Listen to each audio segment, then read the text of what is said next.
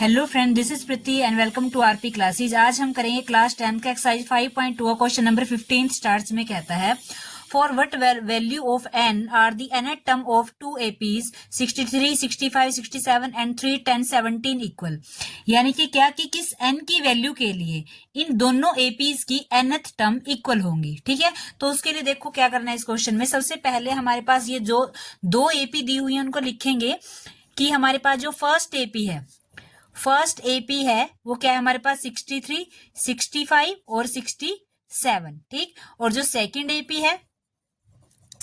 है वो क्या है 3, 10 एंड 17।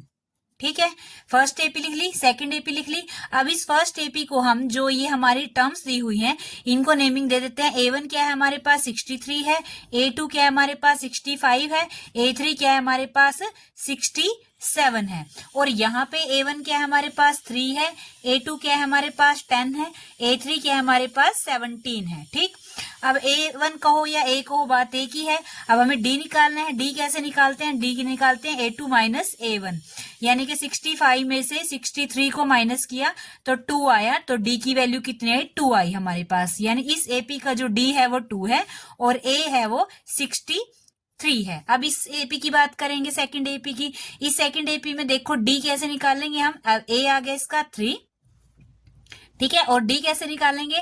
A2 माइनस A1, यानी कि 10 माइनस 3 कितना 7। तो D की वैल्यू हमारे पास कितनी आ गई? 7 आ गई। दोनों AP की क्या आ गए? A भी आ गया और D भी आ गया। अब इन्होंने क्वेश्चन में क्या कहा है कि ये जो दोनों इनके nth टर्म है वो इक्वल है। ठीक है, अगर इक्वल है तो अकॉर्डिंग टू क्वेश्चन चलेंगे। अकॉर्डिंग टू क्वेश्चन यानी अगर हमें n की वैल्यू निकालनी है तो इनको इक्वल रखना पड़ेगा। तो nth टर्म क्वेश्चन के अकॉर्डिंग क्या है कि nth term of first AP, ठीक है, वो इक्वल होगी किसकी? nth term of second AP की। ठीक है, अब nth का फॉर्मूला आपको पता ही है, वो क्या होता है? an is equal to a plus n minus 1d। तो इसका nth का फॉर्मूला हम यहां पे रख देंगे a plus n minus 1d। ठीक है, और यहां भी क्या है? a plus n minus 1d। अब वैल्यू पुट करो। a क्या है इसका? 63 है। 63 प्लस n कितना है हमें पता नहीं, n माइनस 1, d कितना है? 2 है। ठीक है, ऐसे इधर आए, इधर a क्या है? 3 है, प्लस में n पता नहीं, n माइनस 1 और d कितना है?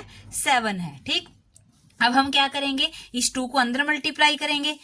63 प्लस में 2n को n के साथ 2 को किया 2n, माइनस में 2 को 1 के साथ किया 2 आया, इज इक्वल टू 3, प्लस में 7 को n से किया 7n, और इस 1 को 7 से किया माइनस में 7 आया। ठीक है, तो आगे हमें क्या करना है? n वाले एक साइड रख लेंगे और बाकी जो नंबर्स है उनको इस साइड करेंगे। लेकिन सबसे पहले हम इनको सोल्व करेंगे। 63 है, यहाँ 2 है, तो क्या करेंगे?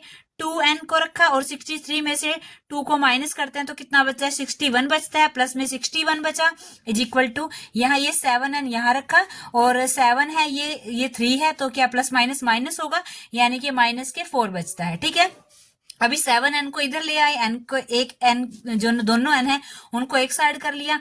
2n minus 7n is equal to minus के 4 इधर बचा और इस 61 को इधर ले आए। ठीक है, माइनस के 61 यानी नंबर्स को एक साइड रखा और n वालों को एक साइड ले आए। तो क्या करेंगे हम? माइनस होगा, ये प्लस माइनस माइनस होगा, तो 7 में से 2 गया तो माइनस के 5। क्यों? क्योंकि बड़ा कौन है? 7 है, 7 के आगे क्या है? माइनस है, तो n 5 के आगे भी माइनस होगा। ठीक, माइनस माइनस प्लस होगा, 61 में 4 ऐड करेंगे क्या आएगा? माइनस के 65, माइनस से माइनस कैंसिल, तो 5n इज इक्वल टू 65 बचा। यहाँ n किसके साथ मल्टीप्लाई में उधर डिवाइड का हो जाएगा, n is equal to 65 divide by 5, 5 1 जा 1, 5 3 जा 15, यानी n की वैल्यू हमारे पास आ गई 13। n की वैल्यू हमारे पास क्या आई? 13। तो यही था ये क्वेश्चन। अगर आपको क्वेश्चन अच्छे से समझ में आया तो वीडियो को लाइक, शेयर एंड सब्सक्राइब कीजिए हमारे चैनल को। और अगर आपको इसी एक्सरसाइज या अदर एक्सरसाइज की कोई भी क्वेश्चन करना है तो आप हमारे चैनल की प्लेलिस्ट या फिर डिस्क्रिप्शन चेक कर सकते हैं। Thank you.